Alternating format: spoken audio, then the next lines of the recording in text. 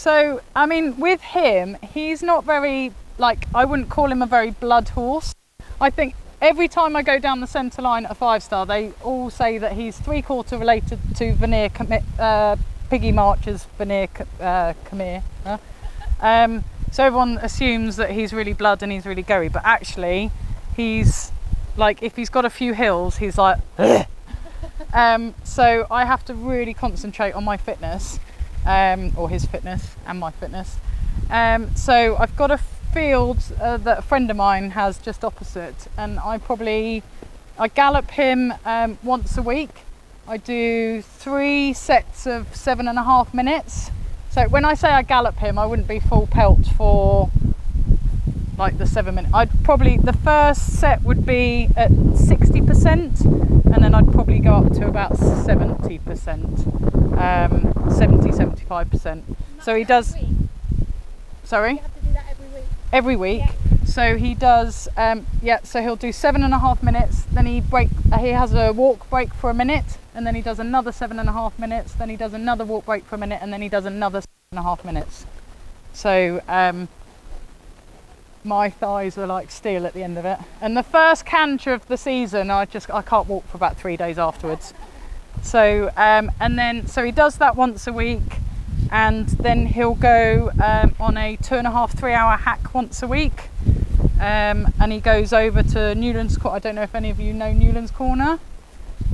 So it's basically about an hour and a quarter there and an hour and a quarter back. So we go there, go up the hills, and then come back again. I'm very lucky that I've got girls that ride for me, because I do a lot of teaching as well. So the girls go out on him, and they normally go out on a Saturday afternoon, and then he has Sundays off. So he'll school Monday, Tuesday, he'll gallop Wednesday, school Thursday, or he'll school. I don't tend to jump him that much. So like cross country schooling, he just goes to do, I take him down to Rosamond Green, which is miles away. It's in Frome in Somerset. It takes me 3 hours to get there. It's Robin Dumas's place, Millie Dumas's, and they've just got lots of technical lines, just to sharpen us up. Because I know, if I go to Tweedledown, like, it's great for the youngsters because they can jump big fences that is into water, over a ditch, but he can do all that. So for me, cross-country schooling is basically sharpening him up, jumping a big fence, wang a left, being able to jump a really skinny, and just getting him sharper, me sharper and him sharper. So that's why I do that, and I do that just before a big competition, and I would do that the week before a big competition, and that's it. But yeah, I don't tend to jump him a lot at home. In this coming up to the season, he'll be registered BSJA, or BS now. I'm old, BSJA, and he'll go out jumping some courses. He'll probably go out 6 times jumping courses before he goes to his first event, and then off he goes. So, but he doesn't. He knows his job. He just needs tuning up. But I have lots of dressage lessons, because I love my dressage, and I want to be better. Key, isn't it? The flatwork is most important. It's key. It really is. It's key. If you're not in with a shout after the dressage, then it's very demoralising. No. It's just got better and better. So he's not. I wouldn't say. He's not naturally talented at any one phase. He's not. I wouldn't say he's the best jumper. He's probably the worst jumper I've got out of all my... No, he's a good jumper, don't get me wrong, but he wouldn't be like the most careful. He's jumped a fair few clear rounds at advance, so he's not useless. And again, with the flat, he's tight in his... Well, he was tight in his back, so we've really had to work on getting him to stretch over his back. If you see him, his tail is like a helicopter. It's always done that. So... again, with all the commentary I get, I'm like, oh, so, the tail's going and this, that and the other. And then by the end of it, they're like, oh, I just think that's the way he goes. But I never put ears on him, because his ears are really floppy. So that the ears counteract the tail. So the tail almost like says he's a bit tight, but the ears say he's really relaxed. So it's just, but that's just him. You know, I can't change the tail and I can't change the ears. He's 15 now. Yes, yeah. So I've had him for 8 years. He knows me. How long do you know, how long is everything going well? So he was, well, when he was younger, so I bought him to go to Lyon, which is the World Breeding Championships, and I've been lucky enough to go there a couple of times. They select the 3 best 6-year-olds in the country and the 10 best 7-year-olds in the country. So my aim was to get, it's very hard to go, I had one 6-year-old go, but it's very, very hard to get a 6-year-old to go. So he was 6 when I bought him in December, and then so I was like, I'm going to go to Lyon. And then that first year I've entered him, I couldn't keep a fence up and I couldn't stay on him. So so that was my Lyon plans out. And actually from that moment he just got better and better. And every time he's gone up the level, he's been a bit green, you know, because you get more questions, you know, it's just that surprise attack. So when you get to intermediate, you get a few surprise attacks, and then when you get to advanced, it's just like, surprise! You know, you jump a big fence and turn a corner, and then there's a skinny that they have to lock on after like one stride and go. So he was a bit green, but actually he's really come on, and you know, trust me, I trust him, and he's good now. He has a slight thing, so his thing would be he falls out the left shoulder. So if I had a double of corners on a right bend, if it was on a long stride, I would struggle. I would have to add in. He had a stop at Po last year, early on, and it was off a drop, 3 long strides to a left-hand corner, and we just went out the side door. I came round, he jumped it straight the next time. But if I popped off the step in hindsight and added in 4, I think he would have been fine. But we live and learn. I know. It's frustrating. Hate this sport. All my horses, I'm just walking around because he's been in the stable all day and all night.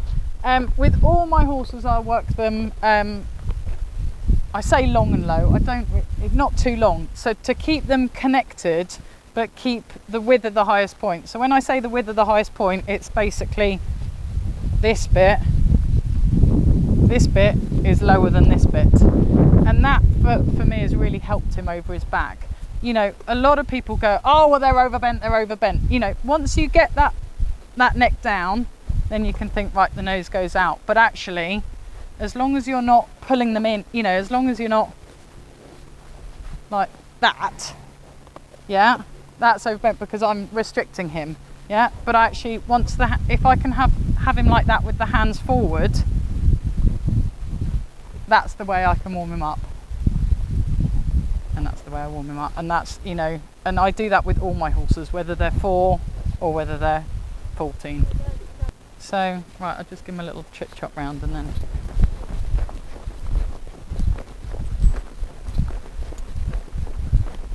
and it's important when you do warm them up long and low that they don't just get on the forehand as well. They've got to trot to the contact and the bend.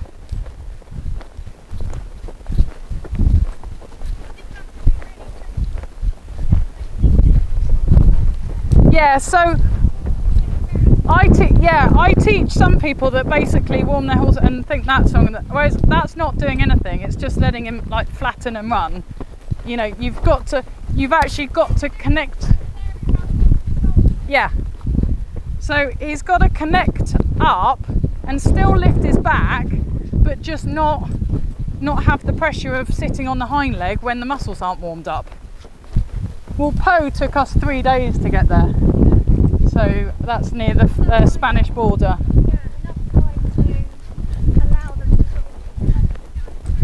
Yeah, and he's pretty good. Like, he doesn't get hot. Like, he's very level-headed. He's very easy to do. Like, apart from him being grey, the colour that he is, which is an absolute nightmare at a competition because he's a filthy grey as well.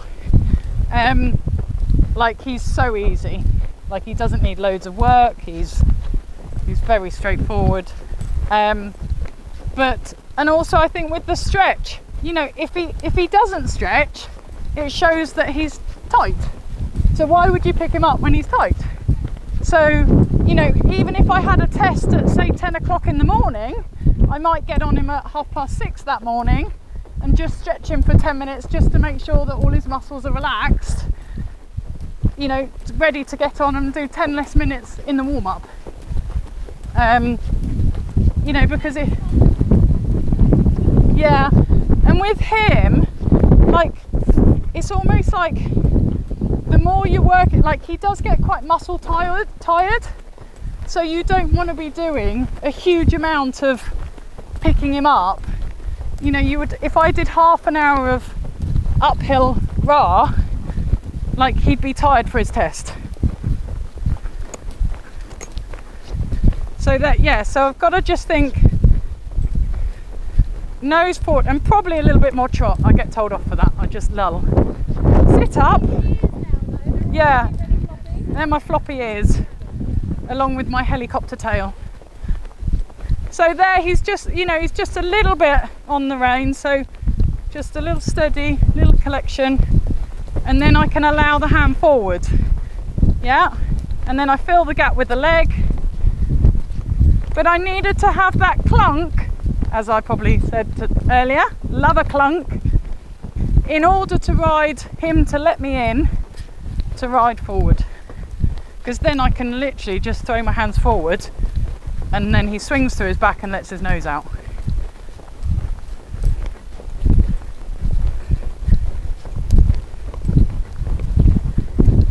Good boy.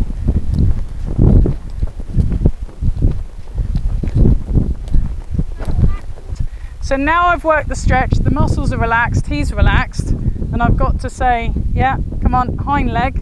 And it's the hind leg that's going to put the front end up, not me doing this, yeah? It's actually by me revving up the hind leg and saying, no, actually work your bottom, we can do that. It's the same principle whether you've got a 4-year-old, like I said, whether you've got a 4-year-old or a 14-year-old.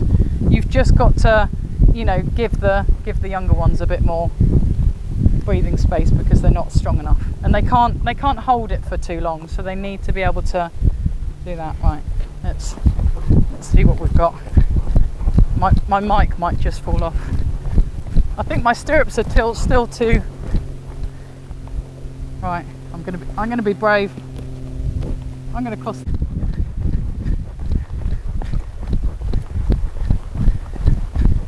So shoulder in.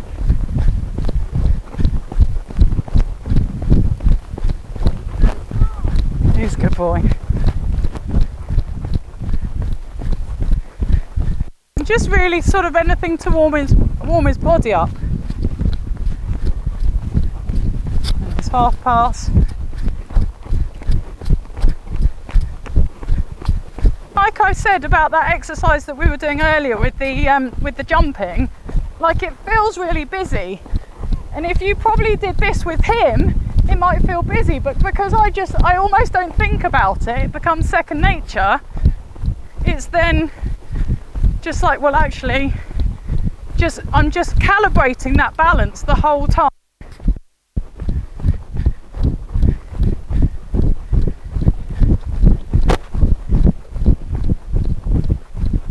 And then he does the half pass.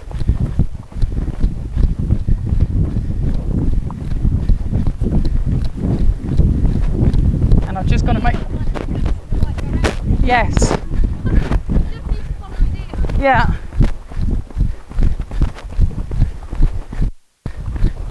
And then could I do a 10-metre circle? And then constantly I think, could I take the rein? Yeah. He's self-carriage.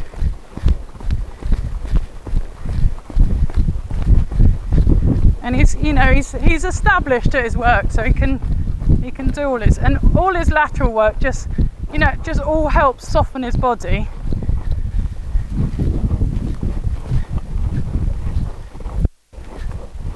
And then the little half pass, so that inside the A up, he's like, oh, a jump. I'm not doing that without stirrups, I can tell you that for free. The half pass is the easy bit. The hard bit is being able to be straight afterwards.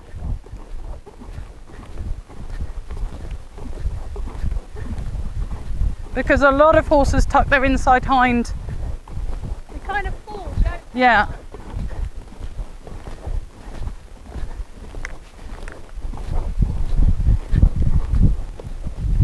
See how many changes I can get.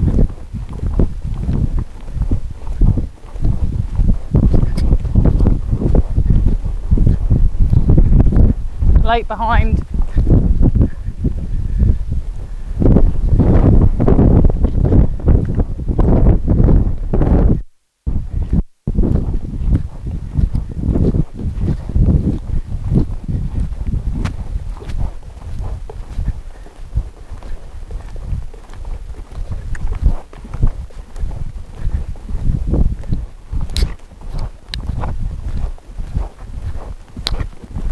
Good boy.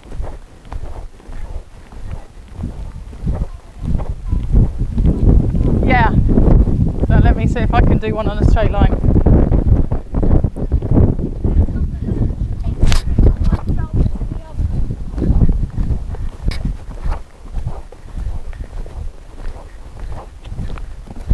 Good boy.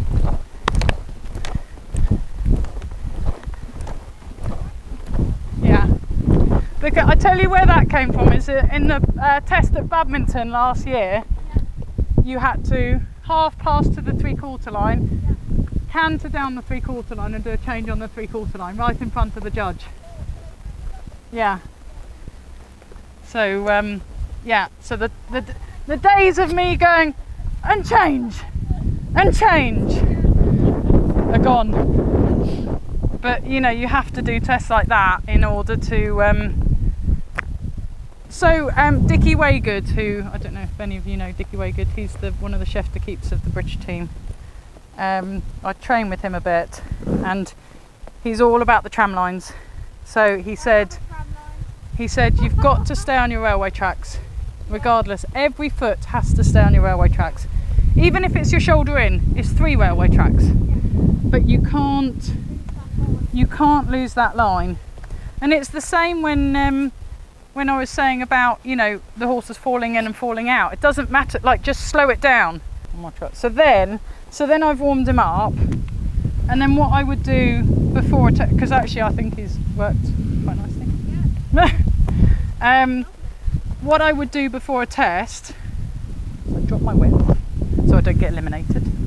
I take my boots off, and then not that I'm going to take my boots off, and then I'd just go for a little bit more power. So I'd just go for a little bit of a more fancy look at me trot. Probably 5 minutes before I go in, I would just go for a little bit more fancy trot. But again, I've got a canter. And I always ride a centre line before I go in, because it takes 3 attempts to ride a straight one. I said to my dressage trainer, and I said, am I the best eventer you teach? He said, when you ride a straight centre line, you will be.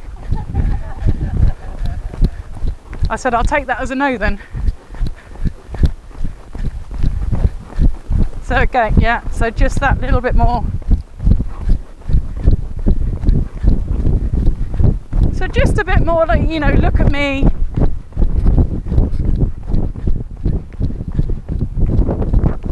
And be able to do the circles without having the resistance.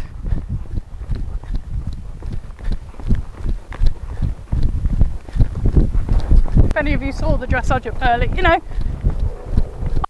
because if they're in medium trot the whole time. And even here I think I could probably go, if I videoed myself, I would be thinking I'd be going a lot faster than I actually am.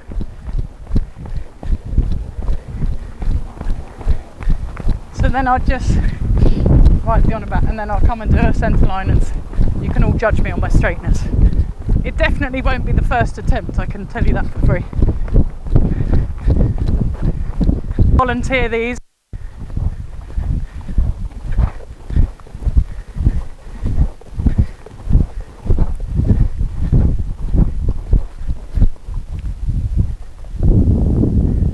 Not bad. Square.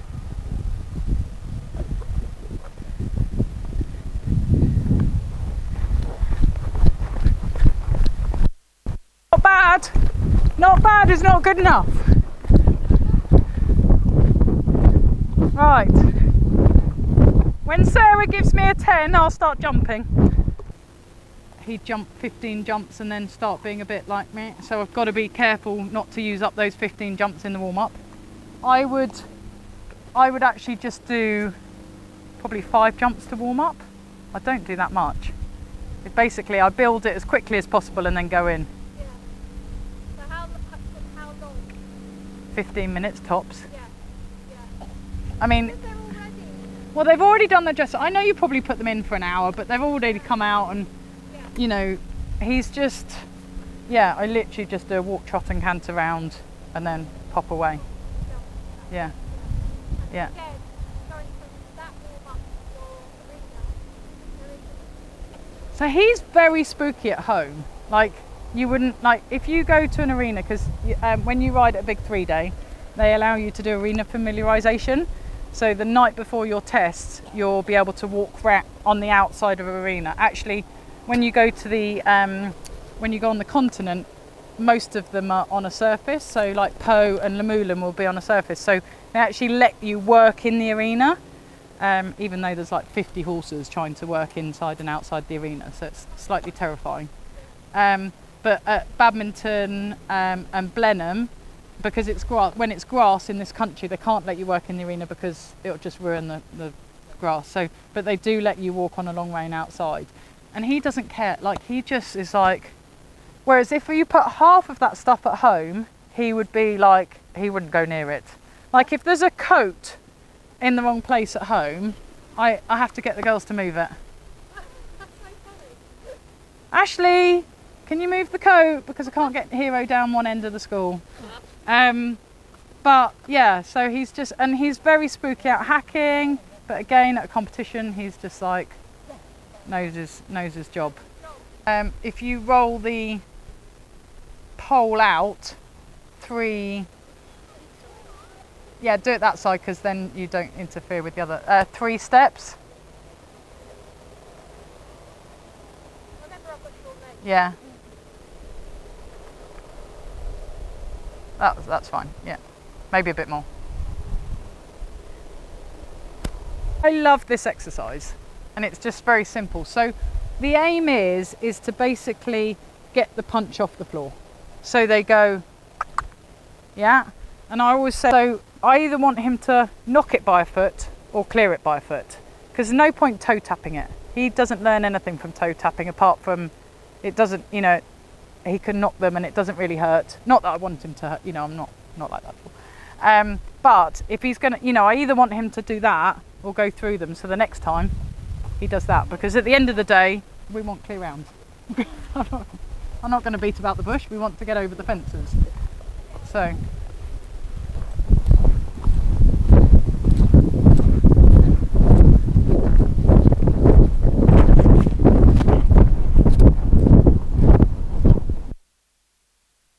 That was good. I'm going to be honest, I think he probably spooked at the purple filler and jumped it better than he normally does. But thought, hello. But that was that real punch that I wanted. You know, he got to the base of it and he punched off. I would always warm them up a little bit quieter than, and then the last few have a bit more canter, because when you go into a competition, if I rode like that round an advanced track, I'd have 8 time penalties. But I don't want to come out here and go, rah, I need to get his shape and his jump before I get the, right. It's the same with the flat work. Yeah.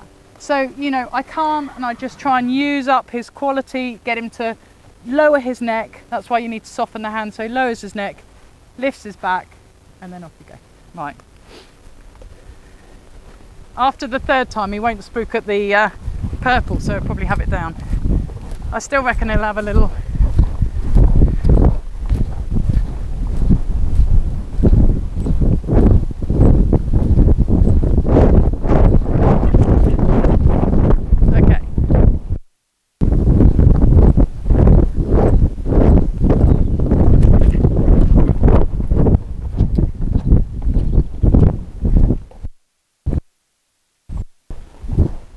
Jumping into the crowd.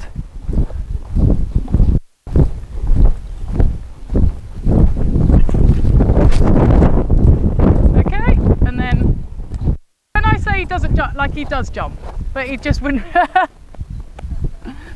Okay, let's square that off and then we'll go a bit bigger.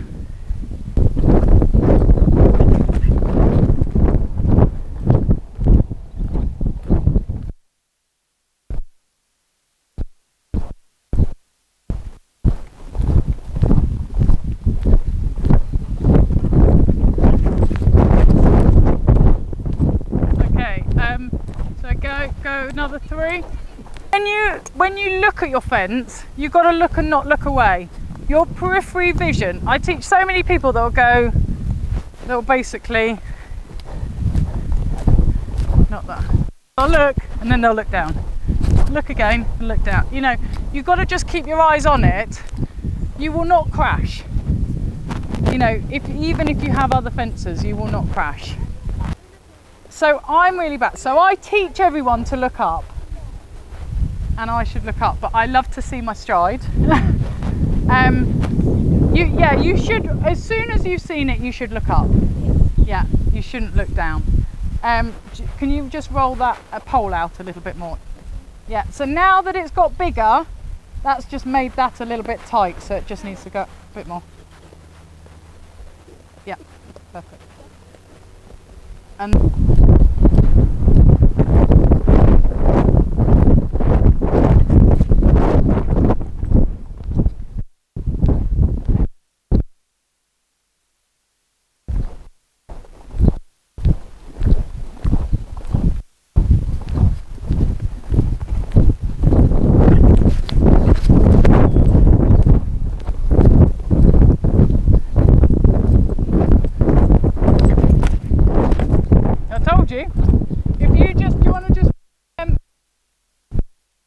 roll the pole in.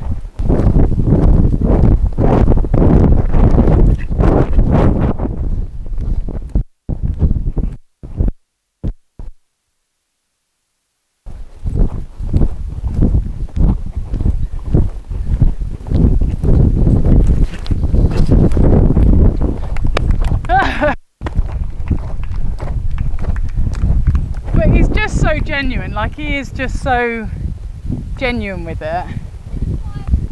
But it just shows you like a calm in this nice pretty canter, and actually that's good, but there's a certain point at which, you know, Penguin could have done that because he's a better jumper, but then he needs a bit of pace to do that. But if I did that from the beginning, I think I would have flattened the jump. So I've got to try and make the jump nice and soft and relaxed, and then put the pace in when it gets to the point where it's like, actually I need it now. Amazing. Thank you so much for... It's all right. Going up. 1, 2, 3.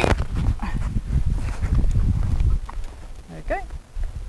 Do you want me to lead you round? No. You can have one trot round the school. He's so easy. Oh, he suits you. Here's your next door. There we go. Ears up. I mean, she's on the wrong diagonal, but you know, there we go. So, no, you did change it. Yeah.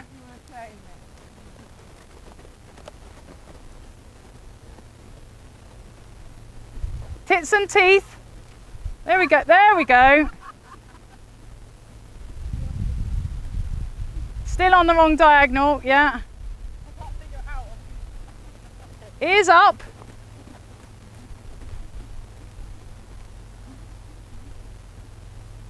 But he's that kind of, like, he's so good, I can just put anyone on it. Like, he's just like, okay. Now a little bit of medium. Wiggle the front end. Go on. Boop, boop, boop, boop, boop, boop. Good. They're my jumping stirrups. Okay, and then you can stretch him down. So let him trot, but let him stretch down. There we go. Good boy. Yeah. And just think, again, don't go too long in the rein that the hands are back. Can you see our hands come back? Shorten the rein, sort out the balance. So wiggle the hand, wiggle, little clunk, even in the stretch. Neck down. neck down, there, yeah?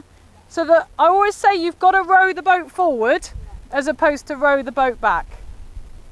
Yeah, and then nose forward. Wiggle, yeah, neck down, and then nose forward. Neck down, and nose there, there. And if you can't put forward, the balance isn't good enough, so you need to do your clunk. Just have a trot on the other rein.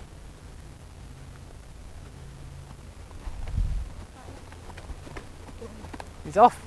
Might take you over the 130 upright. Get ready.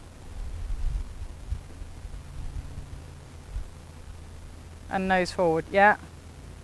So, could you give me take the rein? Or do you need to have a little clunk? Have a little clunk? Bigger clunk, go on. Yeah, let him let you in and then the hand forward. Do you feel that? Yeah. There. Yeah? Yeah. Did you see that, everyone? Good. Much better. Yes. And now she's rowing that boat forward. So I just think you've got to go like this with the hand as opposed to like that hand. And if you can't do that, then the balance is good enough. So sort it out, do the back, but then go back to the forward. There we go. Nailed it. Do you like him? Love him. She's got a box here, isn't Yeah. Okay, and then just give him a walk. Good. And then maybe just walk him around 5 minutes. Good. That saves me doing it. Anybody want cake? We've got some cake down there.